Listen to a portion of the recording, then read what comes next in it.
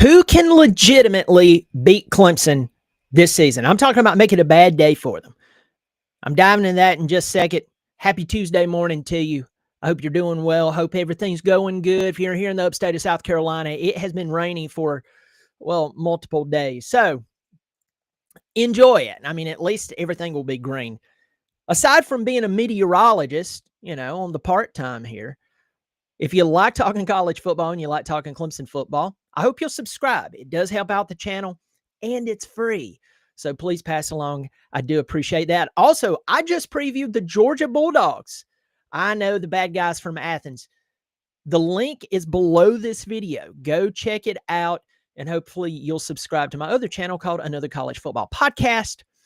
And that's where I just talk about other college football teams, and it's extremely informative. I actually did the video in less than 11 minutes. Or right at 11 minutes. So if you're looking for a quick overview of the Bulldogs and you want to know who they are, what they've lost, you're like, I don't care who they are until you possibly have to play them. You want to know, are they legitimate, or are they living off of the success of yesterday and Kirby Smart?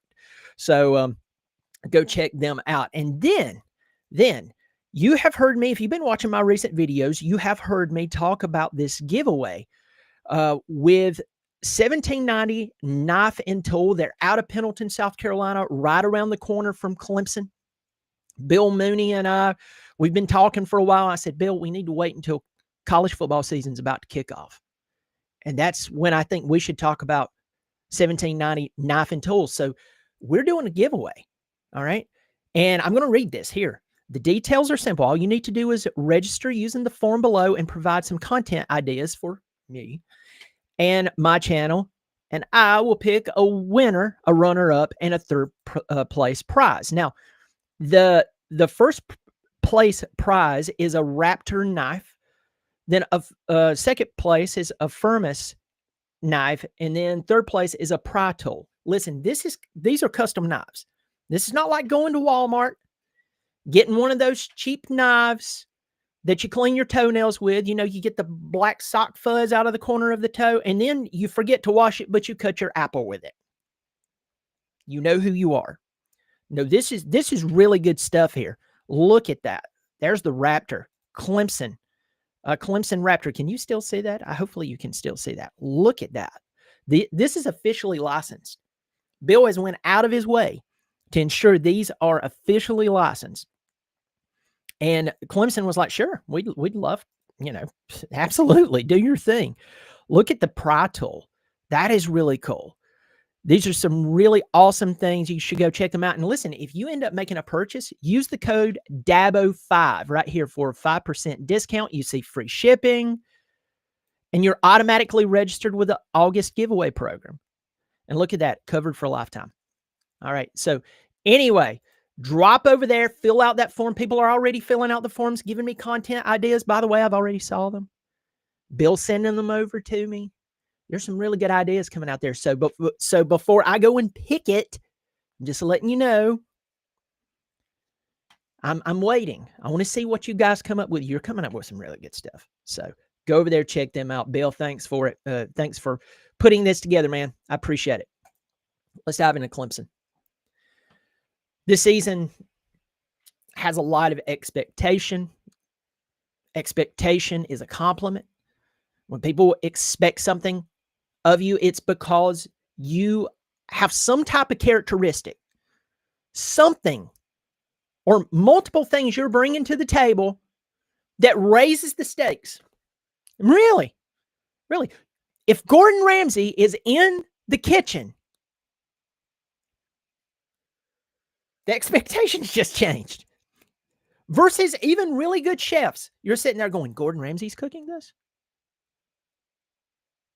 Who's driving that race car?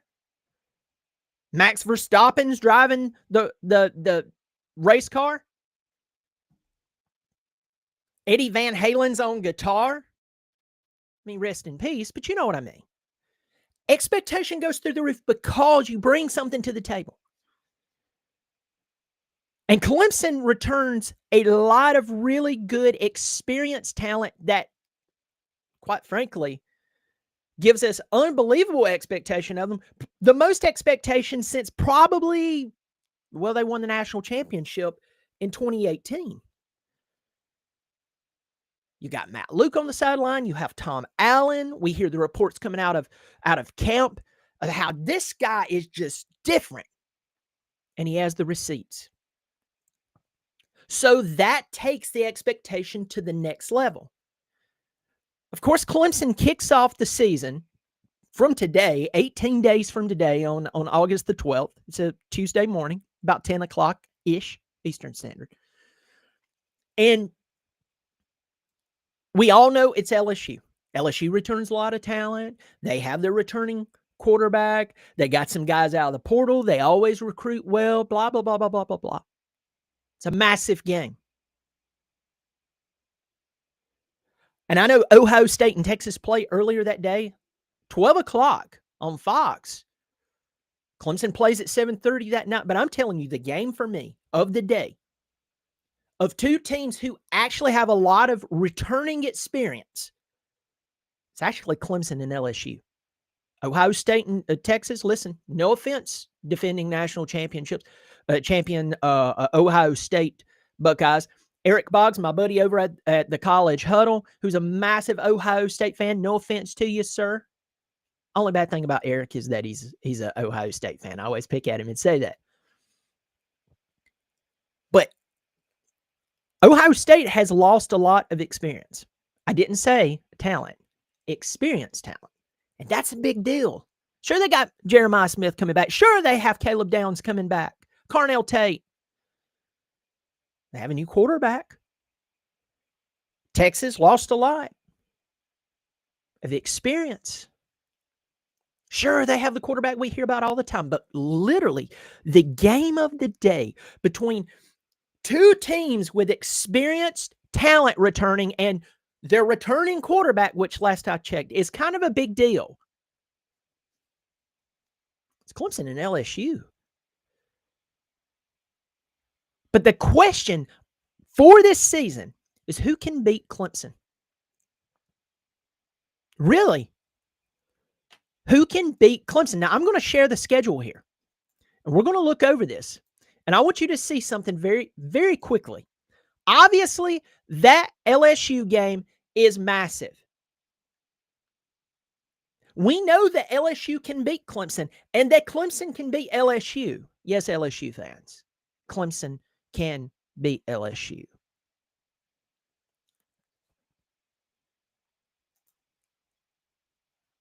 Can Troy beat Clemson?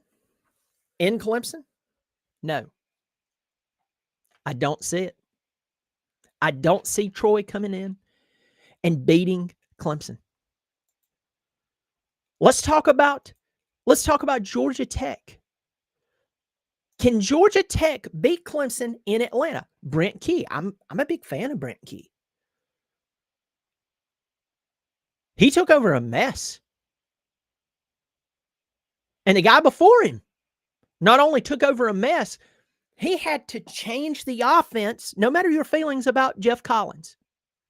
He had to change the offense from an offense that was the premier offense during the World War II period. Okay, I'm being funny there.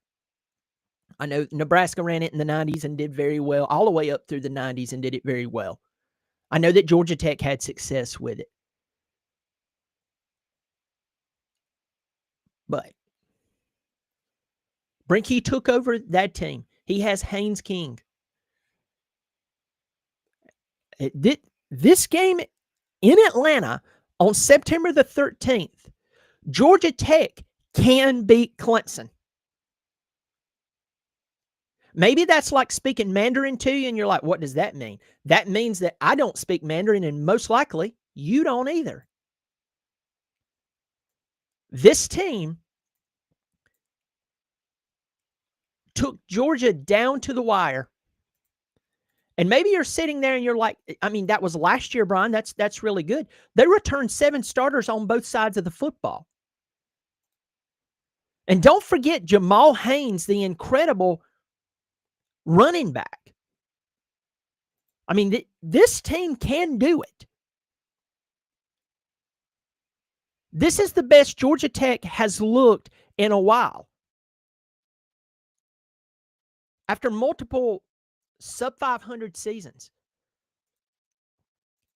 So Clemson can't have their head in the clouds. No matter what happens in that LSU game, they can't have their head in the clouds.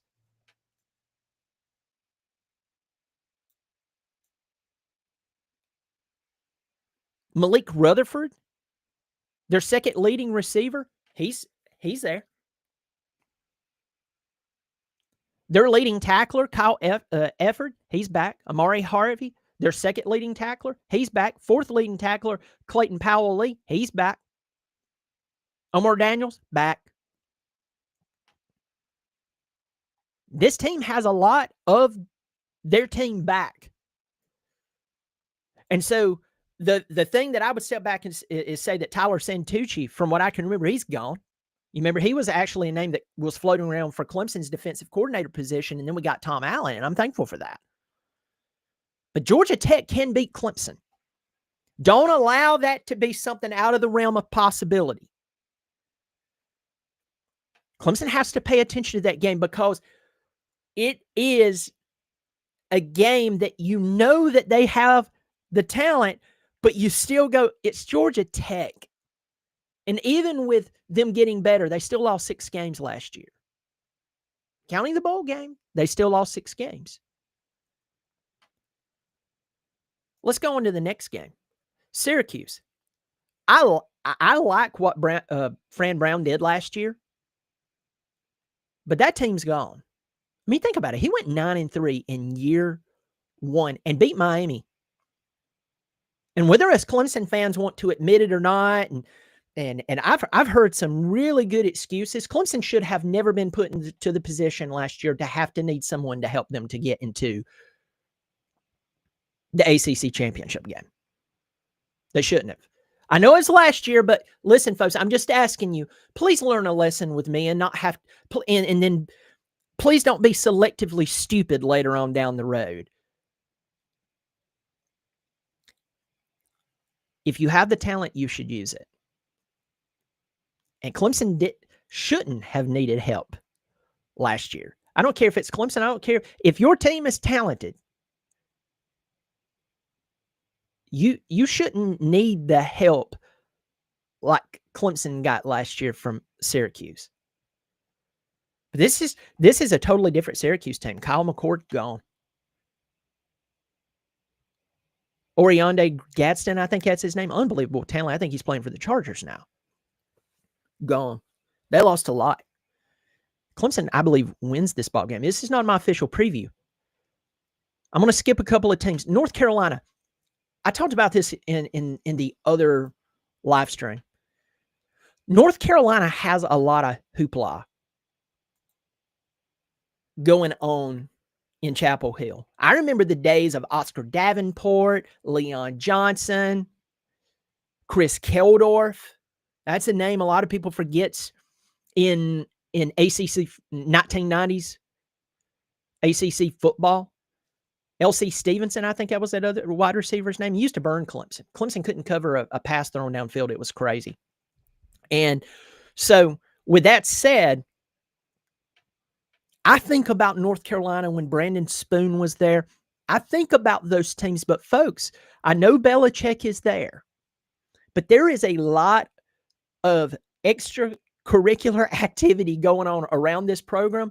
And as I said the other day on my video about North Carolina, it is hard to understand or get a grasp of who they really are.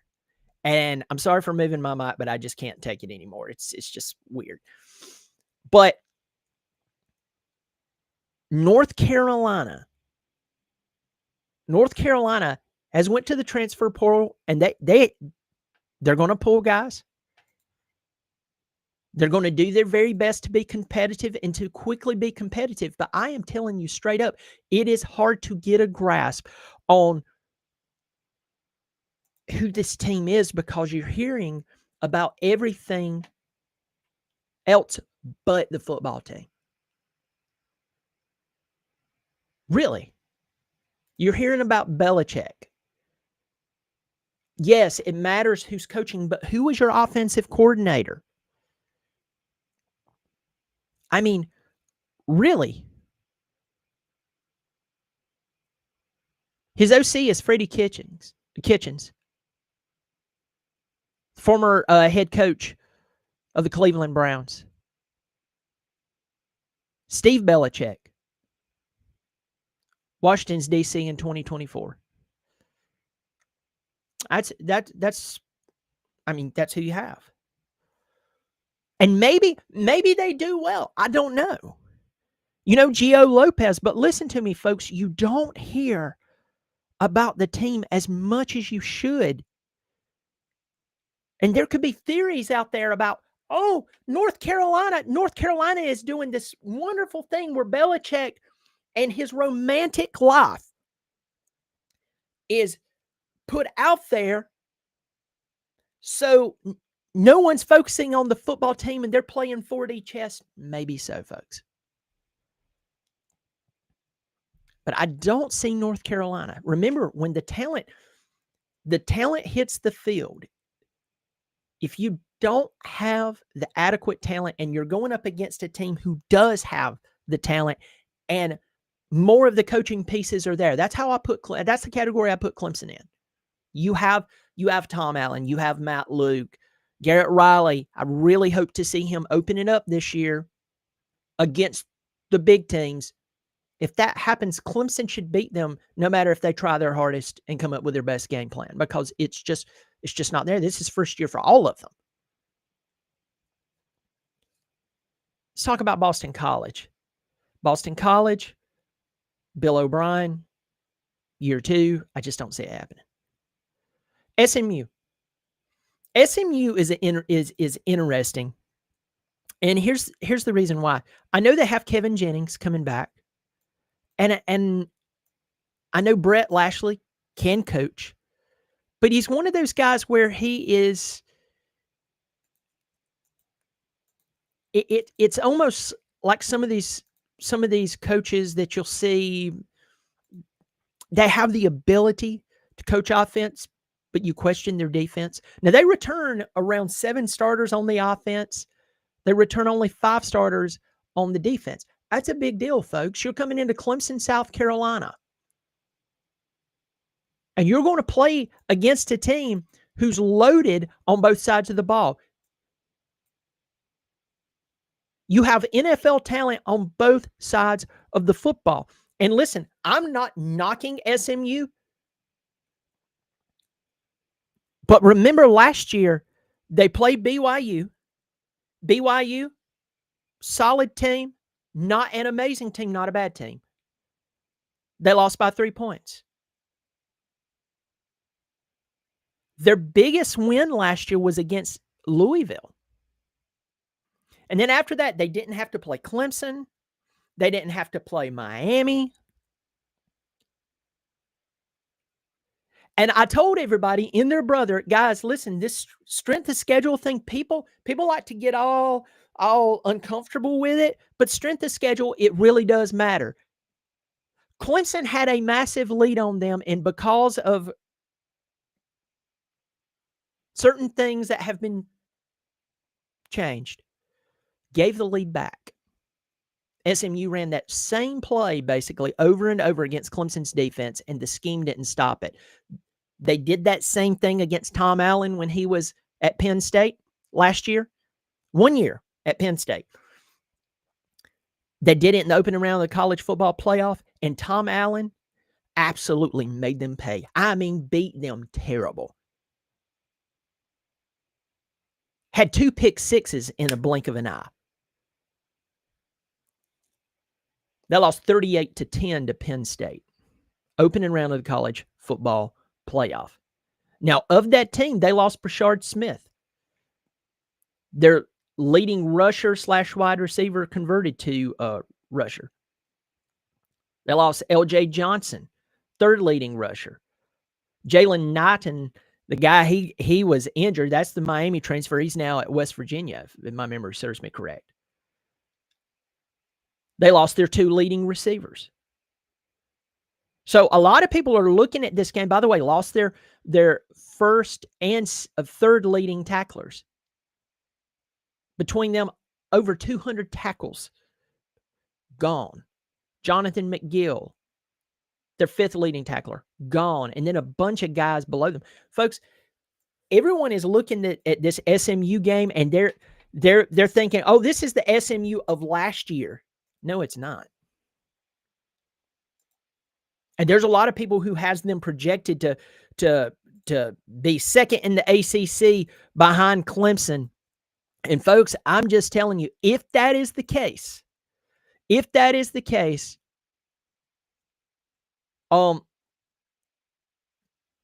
fall off between 1 and 2 is massive.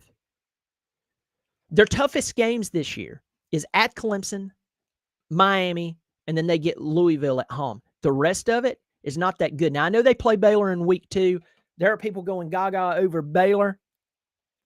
I just don't know. Maybe I should add that game to the list. But in conference, that's their biggest games. This year, they're not getting away from Clemson. This year, they're not getting away from Miami. Could they potentially beat Clemson?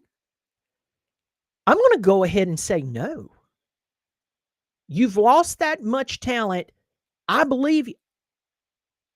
I'm sorry. Losing a lot of talent is a big deal. Losing a lot of talent is a big deal. Let's move on in this. Duke. I just don't see it. This is not Mike Elko and Riley Leonard. Well, they got Mensah out of Tulane. Okay. Manny had a good season last year. Okay. This is Clemson in Death Valley. This is not a Monday night game, some weird Monday night game, and you don't have the coaching pieces there. You don't have a tenured quarterback there. No. This is a different Clemson football team. I mean, really. They lose Malik Murphy, who transferred in for one season out of Texas. Now he's gone. Sure, you got Mensah out of Tulane, folks. I'm just not seeing it. I'm just not seeing it. Let's go to Florida State. Okay. I'm going to say something that's going to freak some people out about Florida State and Clemson. I believe that Florida State's going to be much improved this year. Why? Norvell stepped back and said, you know what? I am in control of this football team. And sure, I have a massive buyout. I joked last year that he could walk up to the AD's wife, smack her on the butt, and then walk away, and they couldn't do a thing to him because they owe him so much money. I joked about that. Hope he doesn't do that. And no offense, AD's wife. It's just an analogy. But I say analogy. It's really an example. There we go. Example. Norvell went in and he did something. I'm just like, wow. He goes in and he basically fires everybody. Brings in Gus Malzahn. Gus Malzahn, when he is coaching against a team who is elite, he gives them fits. His problem as a coach is when he's not coaching against a team that's elite, it's almost like he coaches down to their level. Well, guys, we beat this top 5 team last week.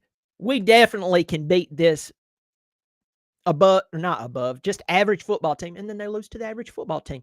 That is what has plagued Gus Malzahn. But don't you for one second think that Gus Malzahn can't coach in the big games. Ask Nick Saban about the big game. Really. Ask Nick Saban about the big game. Malzahn's done it, man.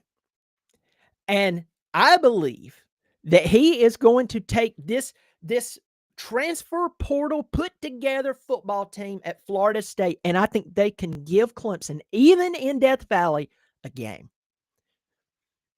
I don't see another 2-10 season. I see somewhere in 7-5, 8-4. Don't be shocked if Florida State pulls maybe an upset with Miami. Their two biggest conference games, is Clemson and Miami. Do you realize that if Florida State were to beat Miami, lose to Clemson, and win the rest of the conference, which, by the way, go look at their schedule, it's very possible. I'm talking about conference games now. Don't bring up Alabama. I know somebody's going to say, what about Alabama? They're not in our conference. I can already see the comment now. Don't do that to yourself. It's embarrassing. Florida State could end up in the ACC championship. They could. Based on the rest of their schedule. Their conference schedule. They could come in and do the unthinkable.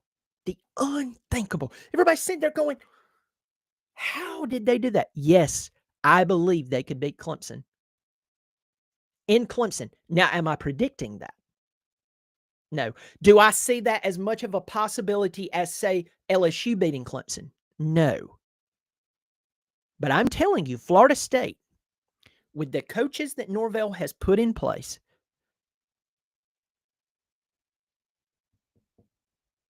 they could do it. The very next week, and this is scary for us Clemson fans, if you haven't put 2 and 2 together here. After the Florida State game, 6 days later, Clemson plays on a Friday at Louisville.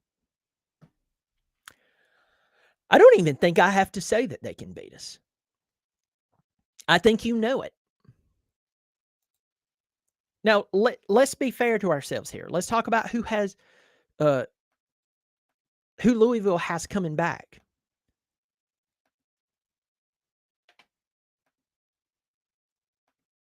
Now, for all the kids out there that's paying attention, they return about 8 starters on both sides of the football. That's a big deal. I think I've said earlier, either in this video or in my prior video, by the way, shameless plug for the video I just did about Georgia. Right before I went live here, go check it out on another college football podcast. The link below, the link for that channel is below. You'll see my last video is Georgia. Go check them out.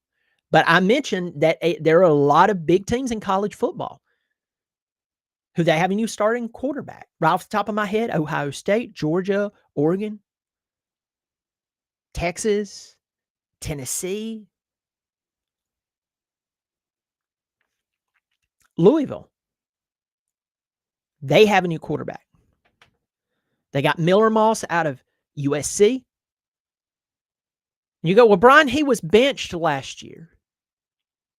Things in Southern Cal is not right now. You know it, I know it. Especially if you were paying attention during the 2000s. It hasn't been like that in a while, but it's like really bad. So in Southern California for the Trojans. Let me tell you this. Jeff Brom's a different guy. He was a headache to any and everyone he coached against in the Big Ten. Ask Ohio State. He humiliated Ohio State. But when you look at this football team, you look at what they bring to the table, and most of all, who is wearing the headset on the sideline, the one who's casting the vision, the one who is seeing it through. And then when you step back and you say their leading rusher, Isaac Brown, is back, their second and third leading rushers, Duke Watson and Keywan Brown, they're back. Chris Bell, their second leading receiver, is back. Now, they did lose their first, third, and fourth leading receivers. That could be a problem. But you know he went to the portal and picked up some people. You know it. Their two leading tacklers, they're back. I mean, this team has some obstacles, but I'm telling you, this game in Louisville, oh, good grief. It's possible, folks. On a Friday night. Friday nights, you remember we lost to Syracuse on a Friday night. Back when Kelly Bryant was a quarterback. It was when they hit him and knocked him out. That game was weird. That Duke game on a Monday night, weird. I talked to someone I know who went to the ball game and said it was just a weird atmosphere. There was just a feeling in the air that was just different. It was like, this just doesn't feel right. Now we know why. That may be the biggest trap game of the season. South Carolina. No offense, Paladins. Let's talk about South Carolina for a second. I previewed their team on another college football podcast. The link is below. Go check it out, subscribe, pass it around. Help the channel grow. And remember, it's free. I do appreciate it. If you like what I'm doing, hey, listen, and no offense to people who signs major media deals, if you want to pay me multiple millions of dollars to join major media, as long as I don't have to go against my ethics, like my true moral beliefs, pay me, I'll take it. But there are strings that are attached to that. I want to be careful what I say, because maybe one day I will have that chance and it's like, okay, I'm going to take this. And don't be mad at me, because you do a lot. I won't say you particularly, but a lot of people out there, you'd be surprised what they would do for an extra couple of dollars on the hour. Anyway, but I have no strings attached to me. So if you like what I'm doing, I hope you'll subscribe to both channels and pass it along. Let's talk about South Carolina. As I said, here's the thing about South Carolina. Everybody knows Lenora Sellers. Everyone knows Dylan Stewart. Everyone knows Shane Beamer. A lot of people don't want to talk about the fact that South Carolina lost a ton of defensive talent this year, and that they have a new offensive coordinator. South Carolina fans, I'm calling out a comment that was left on my video. Said this is the worst. Of course, it's Gamecock fans, so go figure. This is the worst preview. They have a terrible schedule. I mean, it's brutal. But I said, hey, I could see you guys going like 8-4, maybe 9-3. Oklahoma, Alabama, Ole Miss, Texas A&M, and then Clemson. But the number one thing that you should pay attention to with the South Carolina Gamecocks is that they lost. Listen to this. This is on the defensive side of the football. They lost leading tackler Nick Emanwari. He had, by the way, 4 interceptions. Demetrius Knight, that's their second leading tackler. Third leading tackler, Bound Martin Scott. Debo Williams, I almost said Samuel. That's their fourth leading tackler. Their fifth leading tackler, TJ Sanders. Now, they returned Jalen Kilgore, a guy who had 5 interceptions. O'Donnell Fortune, gone. Kyle Kennard, gone. Tonka Hemingway, I guess he doesn't matter if you talk to a Gamecock fan. Now, this is a rivalry. This is a rivalry. And when you have a rivalry involved, guess what? You can throw a lot of things out the window. And it's going to be in Columbia. But I am telling you that South Carolina has to answer a lot of questions this year. And it's going to take more than Lenora Sellers to answer said questions. It's going to take more than Dylan Stewart to answer those questions. What are the questions? Can you lose all of those top defensive players? Let's take South Carolina out of this. Let's just talk football. If we can for a second. If you're too caught up in your Clemson hate or whatever to where you can't be logical for just 10 seconds. Okay, this is going to be like me and asking you to interpret it. But just talking pure football, if that were Clemson losing that much talent, experienced talent, leading tacklers, I'd be sitting here going, ooh. You lost a lot on offense. Ooh. You have a new OC. Ooh. Coaching matters. Shane Beamer can coach. Will Mike Shula come up with a really good game plan with what he has? And can he make the in-game adjustments that Dowell Loggins made? And by the way, I know who Mike Shula is. I know who his dad is. I know his background. I know what he's done.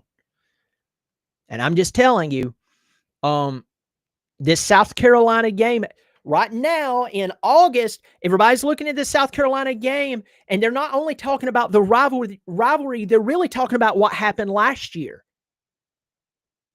They went into Clemson and beat them. They beat Clemson 2 out of the past 3 years. Yes, they did, folks. I hate it, but they did. But no one wants to talk about all the talent they lost and that a new coordinator is running the offense. Nobody wants to talk about that. It's like a passing thought. And let me tell you, that proves my point. Exactly. I mean, it does. It proves my point. We can get caught up on players so much that we forget that who's calling the plays and who's developing the players matter. At Clemson, we fell prey to this. At Clemson, we were like, well, Dabo's there and Dabo's got this. Dabo had good coordinators, brilliant coordinators around him, position coaches who knew what they were doing. And guess what?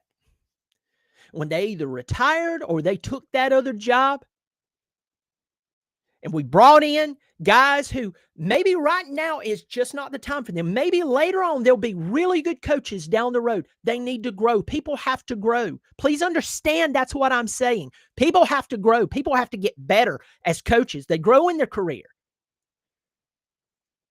You don't become a Kirby Smart overnight. You don't. You don't become a Nick Saban overnight.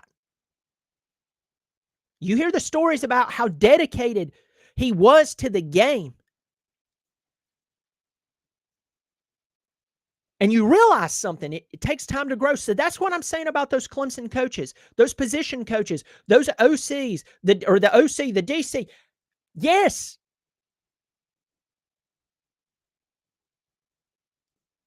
But it wasn't the time for them.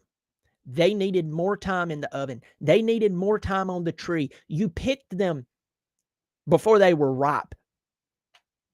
And Dabo was trying to do a good thing. He was trying to preserve the culture at Clemson. Do Clemson players get in trouble from time to time? Yes, but compared to other schools, no. So you want to preserve that. You don't want to be running a state penitentiary / football team. You don't. There's no honor in that. You want a good atmosphere. Some of these boys / guys come from really challenging backgrounds. And this is the first sense of family they actually get. And he wanted to preserve that, and I applaud him for that. But the coaches at these different levels, they were not ready. They were not ready for a task as tall as Clemson. And sure, they went in and they won games. But with the talent that Clemson had, you could line up and call simple plays and win those games. But when it came to the big games, you know, where the other team has just as much talent as you have, it equals out. And they had to coach against those coaches who were more good experience and had actually developed. They'd had time in the oven and they're ready to go. They had time on the tree and they were right. They knew and know what they're doing. And they ran you into the ground and embarrassed you. That happened to Clemson. And I'm going to tell you this. I know Mike Shula, and I'm not dogging the guy. Guy's made a lot of money. He comes from one of the most legendary coaches ever. Is his dad, Don Shula. But folks, I am telling you, losing all that talent and then you have a new offensive coordinator, This is not a Clemson. Okay. Part of it's a Clemson fan talking trash, but it's also just someone talking football. The truth is, you better be drawing a lot from the rivalry. You better be drawing a lot of energy and hype from the rivalry. Because that South Carolina versus Clemson game, a lot of hype is being brought upon it, not for the rivalry reason, but for what was done last year with a bunch of talent that is gone and an OC who did unbelievably well, and he's now a head coach at Appalachian State. That matters, folks. I don't care if you're a Gamecock, a Clemson Tiger, an Ohio State Buckeye, an Oregon Duck, whatever. So that South Carolina game, Clemson should win that ball game. I don't care if it is in Columbia. It's just ridiculous. It's just nuts. All right. Well, I'm going to close out this video, folks. Tell me, who do you think will beat Clemson or can beat Clemson? Leave that in the comments section. Also, don't forget the giveaway. The link is below this video. Go over there and give us some ideas. You'll be entered in the giveaway. And if I pick an idea, we'll figure out which place that you'll go in. Go over there and check it out. Those are some really incredible knives. Remember to use the discount code DABO5. It's in the link, so make sure you copy and paste it as it appears there. And check out the video. My preview of the Georgia Bulldogs. The link to that channel is below. Another college football playoff podcast, not playoff. I hope you'll subscribe and pass it along to everyone you know who loves to talk Clemson football, who loves to talk college football. Y'all take care of yourself, and as always, go Tigers.